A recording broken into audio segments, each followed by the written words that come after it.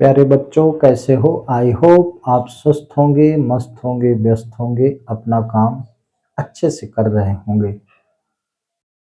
तो प्यारे बच्चों, आइए हम पहुंच गए हैं आपके अध्याय 12 में, जहां आपका अध्याय का नाम है गुणनखंडन। यद्यपि इसमें गुणनखंड लिखा है, ठीक है।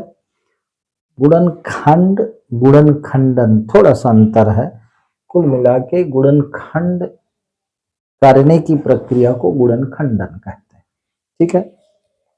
लेकिन यहाँ सबसे मुख्य शब्द है गुणनखंड, ठीक है। तो गुणनखंड क्या है? आपने पिछली कक्षाओं में पढ़ा होगा, आपके टीचर समझाए होंगे, लेकिन मैं अगर कहूँ तो बिल्कुल सरल भाषा में क्या कहेंगे? गुणनखंड दी गई संख्या का गुणनखंड, दी गई संख्या का गुणनखंड वे संख्याएं हैं जिनका गुणनफल दी गई संख्या प्राप्त। उदाहरण से समझें। उदाहरण में लिखा है 12 बराबर 1 गुणे 12। अब 1 और 12 का हम गुणा करें तो 12 ही प्राप्त होगा।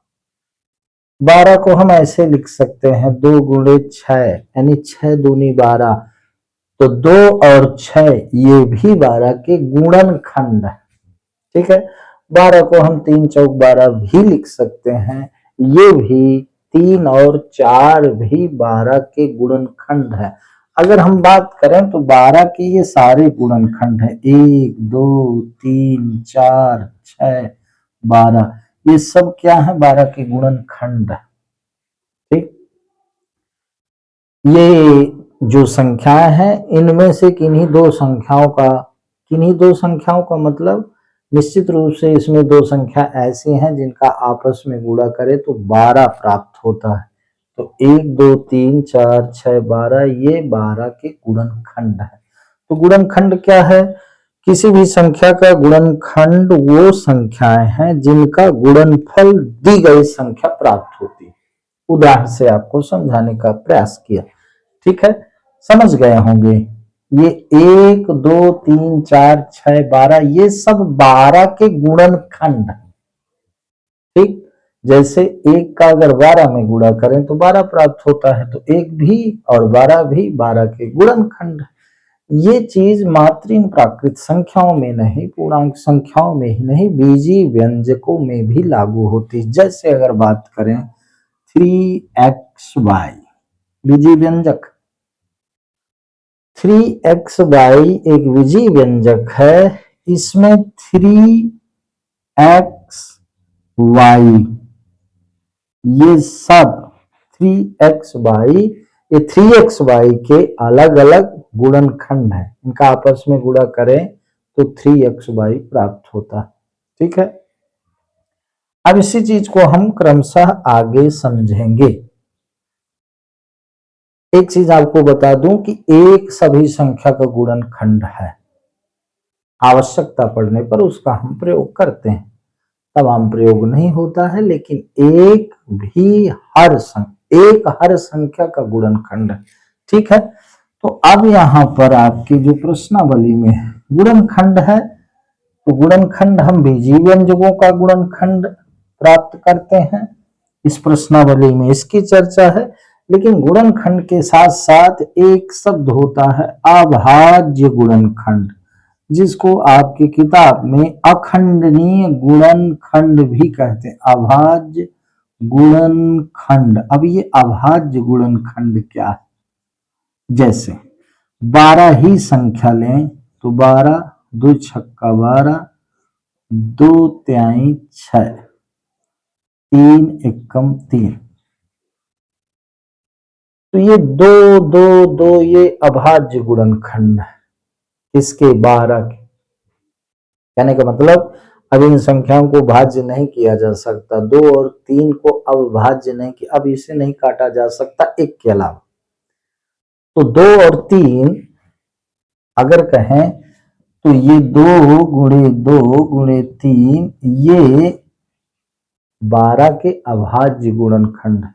जैसे अगर ये 15 संख्या है तो 3 पचे 15, 5 एकम 5, तो 3 गुणे 5, 3 और 5 ये 15 के अभाज्य गुणनखंड। 15 के और भी गुणनखंड होंगे, 1 भी है, 5 भी है, 15 भी है, 3 भी है, लेकिन इन सब में 3 और 5 ये 15 के अभाज्य गुणनखंड हैं। इनको अखंडनीय गुणनखंड भी कहते हैं आपके पुस्तक के अनुसार। जिसका खंड ना किया जा सके अभाज्य कहेंगे, जिसको काटा ना जा सके, जो स्वयं से कटे या कि एक से कटे, ऐसी सारी संख्याएं अभाज्य संख्या होती हैं। तो अभाज्य गुणनखंड भी आपको मैंने समझाया। अभाज्य गुणनखंड से क्या तात्पर्य। अब आपके पुस्तक में गुणनखंड प्राप्त करने की दो विधियां दी गई हैं। उसमें कहा गया कि सार्वगुणनखंड विधि और दूसरा समूहन विधि।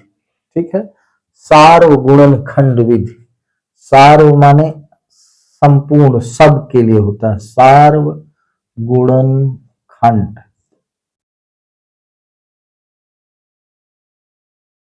सार्वगुणनखंड क्या है? जो सबका गुणनखंड हो। जैसे यहां बात करें, अब लिखा है 6 और 12। अगर पूर्णांक संख्याओं की बात करें, प्राकृत संख्याओं की बात करें, तो 6 और 12 दिया गया है। तो 6 को हम लिख सकते हैं 2 गुणे 3 और 12 को हम लिख सकते हैं 2 गुणे 3। 2 दूनी 4 3 12। ठीक, अब 6 और 12 का जो सार्वगुणनखंड है, इसके गुणनखंड में देखें जो दोनों में मिल रहा है, तो ये दोनों में मिल रहा है और ये दोनों में मिल रहा है। 6 के अभाज्य गुणनखंड में, 12 के अभाज्य गुणनखंड में, दोनों में ये 2 मिल रहा है और ये 3 मिल रहा है, यानी कि 2 तिहाई 6। ये सार्वगुणनखंड है किसका? 6 और 12 का 6 क्या है? सार्वगुणनखंड है। सार्व माने सभी में, जो सब में हो। सब में से तात्पर्य है जो दी गई संख्या। तो 6 और 12 के लिए ये 6 दोनों का सार्वगुणनखंड है। तो सार्वगुणनखंड प्राप्त करने की विधि से भी गुणनखंड ज्ञात किया जा सकता है। यद्यपि आपकी प्रश्नावली 12.1 में जो पहला सवाल है वो यही कहता है कि निम्नलिखित संख्याओं के सार्वगुणनखंड ज्ञात कीजिए। आइए देखते हैं अब प्रश्नावली। ठीक है, तो 12.1 में दिया गया है क्या? उदाहरण में बहुत सवाल हैं, आप देखिएगा, सरल प्रश्नावली है। आइए एक तरफ से आपको समझाते हैं। कुछ प्रश्न हम समझाएंगे, कुछ बहुत सरल प्रश्न है, आप कर सकते हैं। तो दिए हुए पदों में सार्वगुणनखंड ज्ञात कीजिए। पहला सवाल, जो प्रश्न क्रमांक 1 का पहला सवाल आपको समझा रहा हूं, आप प्रश्न पढ़ेंगे तो लिखा है दिए हुए पदों में, ये पद दिए गए पद आप समझते होंगे, पदों में सार्वगुणनखंड ज्ञात कीजिए। तो 12x और 36 से 2 पद दिए गए हैं। क्या दिया गया है? 12x दिया गया है, 36 दिया गया। एक पद ये है, एक पद ये। इसको जब हम हल करेंगे तो 12x और 36 ये 2 पद हैं। अब इनके सार्वगुणनखंड हमें ज्ञात करना है अकॉर्डिंग टू फर्स्ट क्वेश्चन, पहले प्रश्न के अनुसार। तो 12x को हम लिख सकते हैं क्या? 2 गुणे 3 गुणे x। 12 को हम 12 के ये अभाज्य गुणनखंड निकाल लिए और गुणे x हमने लिख दिया। 36 को हम लिख सकते हैं क्या? 2 18 2 नमा 3 त्रिकायन, 2 दूनी 4 3 12 3 36। 12x के ये गुणनखंड हुए, 36 के ये गुणनखंड हुए। प्रश्न ये है इसमें कि 12x और 36 के सार्वगुणनखंड, सर्व माने जो सभी में हो। ठीक है, तो अब आप देख लें, ये दो दोनों में मिल रहा, ये दो दोनों में मिल रहा, ये तीन दोनों में मिल रहा। इसका मतलब हुआ 2 गुणे 2 गुणे 3, तो 2 दूनी 4 तिहाई 12। तो सार्वगुणनखंड यहाँ दोनों का हुआ क्या? 12। सार्वगुणनखंड है ना, गुणनखंड, ये आपका हो गया उत्तर।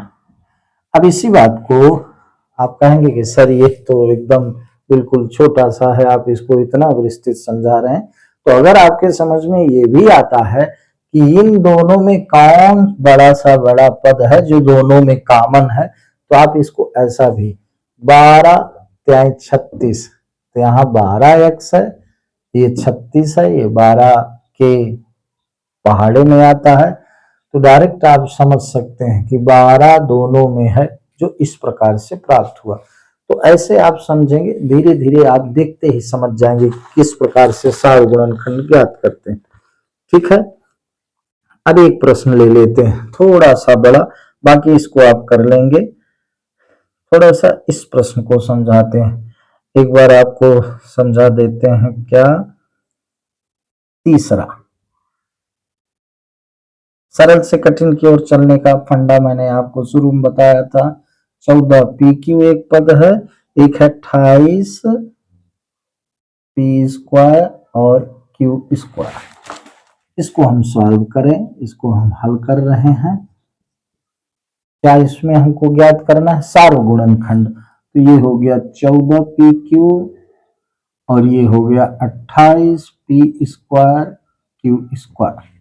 ठीक है, तो पहले हम 14 पी क्यू के गुणनखंड ज्ञात कर लें। तो हम लिखेंगे 2 गुणे 7 गुणे 2 सत्ते 14, 14 का हमने फैक्टर गुणनखंड निकाल लिया, गुणे पी गुणे क्यू। इसी प्रकार से 28 पी स्क्वायर क्यू स्क्वायर बराबर लिखेंगे 2 14 2 सत्ते। पी स्क्वायर है यानी इसको पी गुणे पी लिख सकते हैं, क्यू स्क्वायर है तो इसको क्यू गुणे क्यू लिख सकते हैं। अब हम सार्वगुणनखंड फाइंड कर रहे हैं, ज्ञात कर रहे हैं। तो देख लें कि दोनों में कौन चीजें कॉमन है। एक ये 2 कॉमन है, ये 7 कॉमन है, ये P कॉमन है और एक ये Q कॉमन है। तो कुल मिला के कहने का मतलब 2 गुणे 7 गुणे P गुणे Q। ठीक है, जो दोनों में मिले, जो सभी में मिले, सार्वगुणनखंड जो सभी में मिले। 2 मिल रहा है, 7 मिल रहा है, P मिल रहा है, Q मिल रहा है। ठीक है, तो कुल मिला के ये 14 पी क्यू 14 पी क्यू ये आपका उत्तर हुआ। ये 14 पी क्यू आपका सार्वगुणनखंड है। 14 पी क्यू और 28 पी स्क्वायर क्यू स्क्वायर का 14 पी क्यू सार्वगुणनखंड है। यानी 14 पी क्यू इसमें भी है और 14 पी क्यू इसमें भी है। इसका भी वो गुणनखंड है, इसका भी वो गुणनखंड है। 14 पी क्यू दोनों का गुणनखंड है, इसलिए सार्वगुणनखंड है। चूंकि सभी में है, अर्थात 2 पद दिए गए हैं दोनों में। बात समझ में आई? तो इस तरह से धीरे धीरे हम आगे बढ़ रहे हैं, आप समझ रहे होंगे कैसे इसको हल करते हैं। ठीक है, आइए थोड़ा सा अब और आगे चलते हैं, इसको देखते हैं क्या है। इसको आप अब एक चीज ध्यान दीजिएगा प्लीज, ये गुणनखंड जो है निकालना बीजीय व्यंजकों का या कि प्राकृत संख्याओं पूर्णांक संख्याओं का, ये गुणनखंड निकालना आगे चल करके आपको गणित हल करने में, जैसे आप आगे बढ़ेंगे कठिन से कठिन प्रश्नों के हल करने में इसका उपयोग है। आइए प्रश्न क्रमांक 1 का हम कौन प्रश्न देखते हैं? 5वां प्रश्न देखते हैं। ठीक है, 5वां क्या लिखा है? 3 पद हैं, 6 A B C, 14 A B 24 A B square A B square और तीसरा पद है 12 ए स्क्वायर बी। इसको हम हल करते हैं। इसको जब हल करेंगे तो एक बार हम लिख लेते हैं 6abc, फिर 24ab², 24ab² और फिर 12a²b। ठीक है। अब एक चीज आपको बता दें, इसको देख करके ही आप पता लगा सकते हैं, ये भी तरीका है कि कैसे हम सार्वगुणनखंड, लेकिन चूंकि आप कक्षा 8वीं में है तो तरीके से करें, उसके क्रम से करें, धीरे धीरे आपका अभ्यास हो जाएगा, आप देखते ही समझ जाएंगे। अब भैया 6abc, तो 6abc, अब इसमें अगर हम पूर्णांक की बात करें तो 6 सबसे छोटा है, तो वही 6 इनमें से बाहर आ सकता है। तो देख लें 6, इसमें भी 6 है, चूंकि 6 चौको 24 होता है, इसमें भी 6 है क्योंकि 6 दूनी 12 होता है। तो 6a, इसमें भी a है, इसमें भी a है, b, इसमें भी b है, इसमें भी b है। तो जो छोटी सी छोटी संख्या सभी में, जो छोटा सा छोटा गुणन खंड है सभी में, वो है 6ab, वही लास्ट में उत्तर आएगा। इसमें भी 6ab, इसमें भी 6ab, क्योंकि सबसे छोटा 6ab इसमें है और वो सब में है। आइए उसको देखते हैं ऐसे, 6abc को हम क्या लिख सकते हैं, 2 गुणे 3 गुणे a गुणे b गुणे c, इसके हम गुणनखंड ज्ञात कर लिए। 24ab² को हम लिख सकते हैं 2 गुणे 2 बरहम, फिर 2 त्याई, तो 2 बरहम 2 छक्का 2 त्याई, तो यहाँ हो गया 2 गुणे 3, 2 दूनी 4, दूनी 8 त्रिक 24, और a² a है तो गुणे a, b² है तो b गुणे b,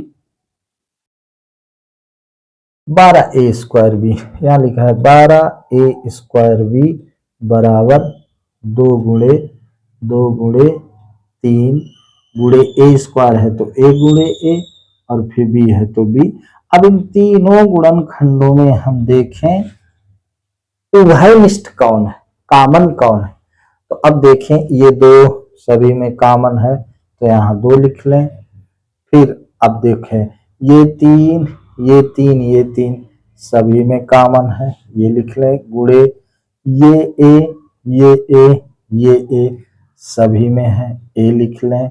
गुणे ये b, ये b, ये b सभी में है तो b लिख लें। यानी कि 2 त्याई 6ab सभी में है, ये आपका सार्वगुणनखंड हो गया, सार्वगुणनखंड हो गया। ठीक है, ये आपका उत्तर हो गया। तो इस तरह से इसको करते हैं, बात समझ में आती होगी, बिल्कुल सरल है, परेशान होने की बिल्कुल जरूरत नहीं। अब देख लेते हैं, एक और देख लेते हैं, प्रश्न क्रमांक 1 का 8वां प्रश्न देखते हैं। ये प्रश्न क्रमांक 1 का 8वां प्रश्न है।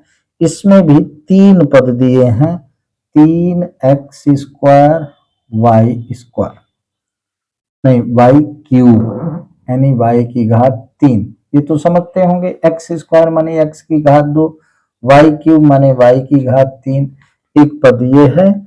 दूसरा है 10x³ y², 10x³ y², और तीसरा पद है आपका 6x² y² z, 6x² y² z। ठीक है, अब इसके सार्वगुणनखंड हम ज्ञात कर रहे हैं। तो जैसा हम तरीका बताएं हल करने के लिए, पुनः क्वेश्चन को लिख लेते हैं। ये 3x² y³, 10x³ y² और 6x² y² z।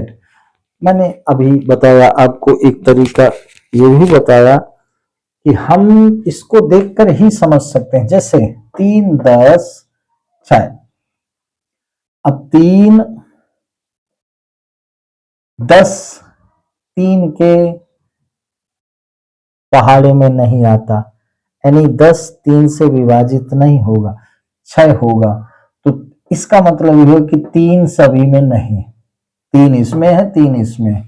अब आगे बढ़ जाते हैं, एक्स स्क्वायर यहाँ है, एक्स की घात 3 यहाँ है, एक्स स्क्वायर यहाँ, यानी कि एक्स स्क्वायर तीनों में, तो एक इसका गुणनखंड सार गुणनखंड हो गया एक्स स्क्वायर। अब वाई क्यूब यहाँ है, वाई स्क्वायर यहाँ है, वाई स्क्वायर यहाँ, इसका मतलब वाई स्क्वायर, यानी एक्स स्क्वायर और वाई स्क्वायर इसका सार्वगुणनखंड होगा। देख के पता लग सकता है। 8वीं में तरीका क्या है, तरीका ये है कि 3x स्क्वायर वाई क्यूब, जब आपको सवाल लगाना होगा कि इसके सार्वगुणनखंड ज्ञात कीजिए तो वो तरीका ये है, बाकी देख के समझ में आ जाएगा, आगे कक्षाओं में हम देख के समझ जाएंगे। 3x स्क्वायर वाई क्यूब को हम 3 गुणे एक्स स्क्वायर है तो x गुणे एक्स, वाई क्यूब है तो y गुणे वाई, यानी y का 3 बार गुणा, वाई क्यूब, वाई घात 3 मतलब y का 3 बार गुणा, एक्स स्क्वायर मतलब x का 2 बार गुणा। ठीक, ये इसके गुणनखंड हुए। उसी तरह से 10 एक्स क्यूब वाई स्क्वायर बराबर 2 गुणे 5, 2 पंचे 10, एक्स क्यूब है तो x का 3 बार गुणा, अब वाई स्क्वायर है तो y का 2 बार गुणा। इसी तरह से 6x square Y square Z, इसको क्या करेंगे, 2 तिहाई 6 होता गुणे एक्स स्क्वायर है तो एक्स गुणे एक्स, वाई स्क्वायर है तो वाई गुणे वाई, और जेड अकेला है तो गुणे जेड। अब इन हम तीनों में देखेंगे क्या कॉमन है, क्या उभय निष्ठ है, तीनों में क्या है। तो आप देखें 2 इसमें है लेकिन इसमें नहीं है, 3 इसमें है लेकिन इसमें है, इसमें नहीं है। अब देखें एक यक्स इसमें, ये यक्स इसमें, यानी दोनों में 2 यक्स हैं, तो यहां लिखेंगे x गुणे x। ठीक है, अब दूसरा देखें, ये y है, ये y, ये y, ये y अकेला छूट रहा है इसमें, ये x अकेला छूट रहा है इसमें, तो y गुणे y है, यानी कि y गुणे y, ये दोनों y तीनों में है, ये दोनों x तीनों में है, तो कुल मिला के x गुणे x, X square Y square, इसका उत्तर हो गया, इसका सार्वगुणनखंड हो गया। ऐसे लगाते हैं, धीरे धीरे आप अभ्यास करेंगे तो देख के समझ जाएंगे इसमें सार्वगुणनखंड क्या है। बात समझ में आ रही, तो इस तरह से हम प्रश्न क्रमांक 1 आपके सामने रख रहे थे कि किस प्रकार से हम सार्वगुणनखंड ज्ञात करते हैं। इसको आप वीडियो रोक कर लिखिएगा, प्लीज लिखिएगा। और मैं आपको बता दूं, अगर आप प्रेम से बड़े अच्छे से सरल तरीके से मैं समझाने का प्रयास कर रहा हूं, इसको समझते आप चलेंगे, यकीन माने 10वीं तक में आपसे गणित बिल्कुल क्लियर कट आने लगेगी। अगर आप इसको फॉलो करेंगे तो आप माने इसको अच्छे से लगाएंगे, फॉलो करने से मतलब इसे पकड़ेंगे, इसे लगाएंगे। ठीक है, आइए प्रश्न क्रमांक 2 देखते हैं क्या कह रहा है। तो बाबू ये प्रश्न क्रमांक, निम्नलिखित व्यंजकों के गुणनखंड कीजिए। ठीक है, पहला सवाल तो बताते ही है, सरल होता है। प्रश्न क्रमांक 2 का पहला सवाल लिखा है 7x ऋण 42, इसका गुणनखंड ज्ञात करना है। ठीक है, तो हल, अब देखिए पहले मोनोमियल्स दिए रहते थे, पद दिए रहते थे, लेकिन कई पद दिए रहते थे। अब ये बायनोमियल आ गया, द्विपद आ गया। ठीक है, तो एक पदी, द्विपदी, तीन पदी, आप बीजी व्यंजक पढ़े होंगे, तो ये द्विपदी है। अभी हम एक पदी लगा रहे थे, दिए रहते थे अलग अलग, अब ये द्विपदी है जिसमें 2 पद हो। ठीक है, तो एक बार इसको हम लिख लेते हैं। अब इसका तरीका क्या है, वैसे तो बिल्कुल सीधा सा देखें तो 7 इसमें है, 7 छंग 42 से होता है। तो एक इसका तरीका ये है कि हम दोनों से 7 कॉमन ले लें, यहाँ x लिख दें, यहाँ 6 लिख दें, हो गया गुणनखंड। क्योंकि 7 छंग 42, 7 का x में गुणा तो 7x, तो इसके 2 गुणनखंड हुए 7 और x ऋण 6। लेकिन ये धीरे धीरे हम समझ जाएंगे इसके करने का तरीका क्या है। सार्वगुणनखंड विधि से हम इसको करें तो हम 7x को लिख सकते हैं 7 गुणे x, और हम 42 को लिख सकते हैं क्या 2 गुणे 3 गुणे 7 देते हैं 6 7 42, यानी 42 के ये अभाज्य गुणनखंड हमने लिख लिए। ठीक है, अब इन दोनों में 7 ही उभयनिष्ठ है। ठीक है, तो अब इसको हम ऐसा लिख सकते हैं कि 7 गुणे, अब अगर हम 7 बाहर निकाले तो यहाँ x बचा, तो ये x लिख लिए, फिर ये ऋण, यहाँ 2 3 6 बचा, तो ये 6, ये आपका हो गया उत्तर, ये आपका उत्तर हो गया। बात समझ गए ना। 7x के हमने 7 गुणे x इसके गुणनखंड निकाले, 42 के ये अभाज्य गुणनखंड, अखंडनीय गुणनखंड। अब देखते हैं कि दोनों में कॉमन क्या है। दोनों में 7 कॉमन है, उसको हमने बाहर लिख लिया। अब बचा क्या, यहाँ पर x बचा, ये लिख लिया। इसके बाद ये ऋण था, ये लिख लिया। अब 2 3 6 बचा, ये लिख लिया। यानी इसके गुणनखंड 7 और x ऋण 6, इसके 2 गुणनखंड हो गए। उत्तर क्या हुआ 7 x ऋण 6, इसके 2 गुणनखंड हुए। ठीक है, इसी तरह से इन प्रश्नों को हम हल करेंगे। कोई भी प्रश्न हम ले लें, जैसे कि हम इसको भी ले सकते हैं क्या। अब देखिए यहाँ लिखा है, मैं चौथा प्रश्न में चला गया सीधे, बाकी आप करिएगा, सरल प्रश्न। चौथे में लिखा है ऋण 16 z धन 20 z की घात 3। ठीक है, अब वही तरीका हम अपनाएंगे। अभी मैंने आपको बताया कि जब हम हल करेंगे तो पहले इसको लिख लेंगे। तो हमने लिख लिया ऋण 16 z धन 20 z की घात 3। अब हम 16 के हम अखंडनीय अभाज्य गुणनखंड ज्ञात करेंगे। तो 2 दूनी 4 दूनी 8 दूनी 16 गुणे z, ये हो गया। अब देखिएगा 20 z क्यूब को हम क्या लिखेंगे, 2 गुणे 2 गुणे 2 पंच गुणे 5 गुणे z गुणे z, हमने ऐसा लिख लिया। अब बंधुओं इसमें हम देखते हैं कि कौन दोनों में है।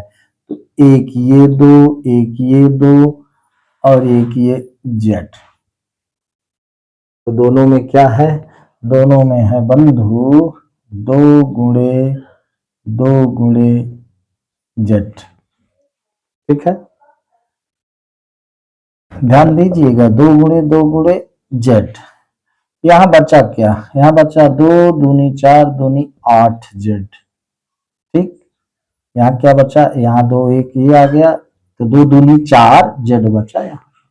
ठीक है, तो ब्रैकेट में ऋण, ये ऋण लगा, ऋण 4 z, और यहाँ 2 बाहर निकल गया, तो ये 5, ये z गुणे z, तो धन 5 z स्क्वायर। तो इसको हम आगे लिखेंगे 2 दूनी 4 4z गुणे ऋण 4z धन 5z स्क्वायर, ये आपका उत्तर हो गया। क्या हो गया, ये उत्तर हो गया। परेशान नहीं होना है, बिल्कुल परेशान नहीं। ऋण 16 z को हमने ये 16 z के अभाज्य गुणनखंड निकाले, और फिर ये हमने 20 z क्यूब्ड के अभाज्य गुणनखंड निकाले। 2 दूनी 4 पंचे 20, z क्यूब था तो z का 3 बार गुणा, चूंकि घात 3 थी। ठीक है, अब दोनों में ये 2 कॉमन है, तो यहाँ ये 2 कॉमन है, कॉमन माने जो दोनों में, यहाँ उतार लिए। ये z कॉमन है, यहाँ लिख लिए। अब यहाँ बचा क्या, यहाँ 2 दूनी 4 जेड, तो ये हमने ऋण, क्योंकि यहाँ ऋण था तो ऋण 4 जेड हमने लिख लिया, ठीक है।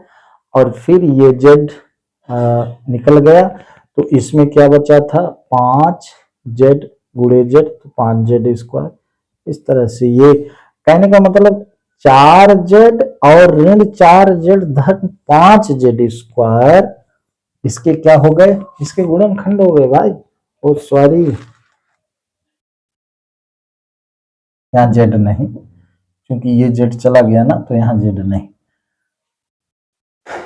इसको हम ऐसा भी लिख सकते हैं, कैसा, 4 जेड गुणे, क्या लिख सकते हैं, 4 जेड गुणे 5 जेड का स्क्वायर माइनस 4, ऐसा भी इसको लिख सकते हैं। बोला इसमें कोई बहुत बड़ी बात नहीं है, ऐसा भी सही है। अगर इसको हम 5 जेड स्क्वायर एंड 4 लिख दें तो भी सही, ठीक है। आपको उत्तर में उसी तरह दिया, उत्तर की बात नहीं है, बट हमें देख लेना चाहिए। तो इसका क्या हो गया, ये हो गया इसका उत्तर।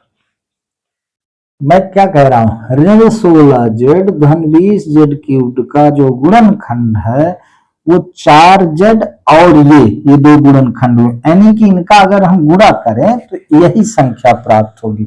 उत्तर की जांच करने के लिए 4 जेड का ऋण 4 में गुणा करेंगे तो ऋण 16 जेड आएगा, और 4 जेड का धन 5 जेड स्क्वायर में गुणा करेंगे तो 4 पंचे 20 जेड क्यूब हो जाएगा। तो इसका मतलब ये हुआ कि ये सही है, ये इसका उत्तर हुआ। बात समझ में आई। तो इसी तरह से ये सारे सवाल आपके बिल्कुल सरल हैं, मुझे नहीं लगता आपसे ये कोई नहीं बनेगा।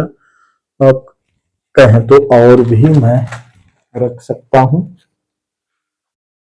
तो एक प्रश्न और आपको समझा देता हूं, इसको आप लिख लीजिए, इसके बाद फिर अगले वीडियो में, क्योंकि ये पूरा करेंगे बहुत लंबा वीडियो हो जाएगा, तो अगले वीडियो के लिए सवाल छोड़ते हैं।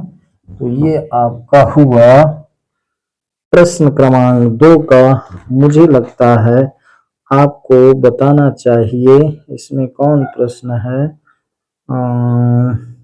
चलिए 6वां बता देते हैं। 6वां प्रश्न 2 का 6वां, ठीक है, प्रश्न 2 का 6वां आपको हम बता दें। तो 6वें में क्या है बंधु, 6वां सरल है, 7वें में है 10a स्क्वायर ऋण 15b स्क्वायर धन 20c स्क्वायर हल कर रहे हैं, ठीक है। तो पहले हम लिख लेते हैं क्या, 10a स्क्वायर ऋण 15b स्क्वायर धन 20c स्क्वायर। अब सभी का हम पहले अभाज्य गुणनखंड निकाल लें, तो 10a स्क्वायर बराबर हम लिखेंगे 2 गुणे 5 गुणे a स्क्वायर है तो a गुणे a लिख लिया, ये समझ में आता होगा। 10 2 पंचे 10, a स्क्वायर a गुणे a। अब 15b स्क्वायर, 15b स्क्वायर को 3 बच्चे 15b स्क्वायर है तो b गुणे b। अब 20c स्क्वायर को हम लिख सकते हैं क्या, 2 गुणे 2 दाहम 2 पंचे 2 गुणे 2 गुणे 5 गुणे c गुणे c। तो मेरे भाई अब इसमें हमको ये देखना है कि कौन सी चीज तीनों में, समझना ये है तीनों में कौन चीज है। तो देखें ये 5 तीनों में, बाकी ऐसी कोई संख्या नहीं जो तीनों में हो। ए इसमें है, बी इसमें है, सी इसमें है, सिर्फ ये 5 तीनों में है, ठीक है। तो तीनों से हम 5 बाहर निकाले, ये 5 हमने तीनों से बाहर निकाल लिए, तो यहाँ क्या बचा, 2 गुणे ए गुणे ए, क्या बचा 2 गुणे ए गुणे ए, फिर ऋण, तो ये ऋण लिख लें, क्योंकि यहाँ ऋण है ना, तो ऋण लिख लें। इसमें क्या बचा, 3 गुणे बी गुणे बी, 3 गुणे बी गुणे बी, ये धन, इसमें क्या बचा 2 गुणे 2 गुणे सी गुणे सी, ये तो ये लिखने की आवश्यकता नहीं, इतना बड़ा करने की आवश्यकता नहीं, इसको हम लिख सकते थे 2 गुणे ए यानी 2a² हम डायरेक्ट यहां लिख सकते थे। ठीक है, तो अब ये हो गया 5 गुणे ब्रैकेट में 2a² ऋण 3b² धन 2 दूनी 4 c², ये आपका उत्तर हो गया, ये उत्तर हो गया बंधु, उत्तर। ठीक है, गुणनखंड का एक ये भी तरीका हम देख लेते हैं, उभयनिष्ठ तीनों पदों में उभयनिष्ठ कौन है उसी को आपके समझ में आया होगा, उसी को हमने बाहर निकाल लिया, बाकी ब्रैकेट में वही चीज लिखी दिया जो इनमें बची हुई थी। 5 5 5 हमने एक 5 बाहर कर लिया क्योंकि वो तीनों में था। अब यहाँ क्या बचा था 2 गुणे 1 गुणे ए, 2 गुणे ए तो 2a² इसका हो गया। अब यहाँ बचा था 3 गुणे बी तो 3 गुणे बी 3b², ये 2 दूनी 4 c²। अब उत्तर की जांच क्या है, इस 5 का सभी में गुणा करें, यही चीज आएगी, इसका मतलब अपना ये सही। ठीक है, तो इस तरह से हम इसको करते हैं। और देख लें, चाहे तो हम और देख सकते हैं, ax² बाई bxy² cxyz, इसको भी देख लेते हैं। इसको थोड़ा यहाँ मिटा देते हैं और आपको वो भी सवाल समझा देते हैं। क्या मेरे भाई, ये है ax² 10वां, प्रश्न क्रमांक 2 का 10वां क्या है, ax² y, एक पद ये है, धन bxy² धन cxyz धन cxyz, ax²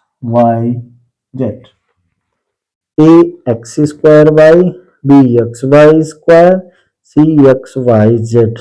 ध्यान से देखें तो इन सब में xy कॉमन है, सबको बाहर निकालो। बचा क्या, सॉल्व करने के लिए अगर हम कहें तो इसको ऐसे सॉल्व कर लें, क्योंकि इतना जल्दी नहीं है, फिर आप गलत ना हो। धन bxy² धन cxyz, तो ax² y को हम लिख सकते हैं a गुणे x गुणे x गुणे y। अब bxy² को हम लिख सकते हैं b गुणे x गुणे y² है तो y गुणे y। अब cxyz को हम लिख सकते हैं c गुणे x गुणे y गुणे z। अब यहां तीनों में जो है ये x तीनों में है, ये y तीनों में। ठीक है, तो सीधा सा मतलब क्या हुआ, x गुणे y, इसका मतलब क्या हुआ x y, यानी x y इसमें सार्वगुणनखंड है, तो लिखेंगे ऐसे, सॉरी क्या लिखेंगे, यहां लिखेंगे कि x y गुणे x y इससे निकल गया तो ax बचा,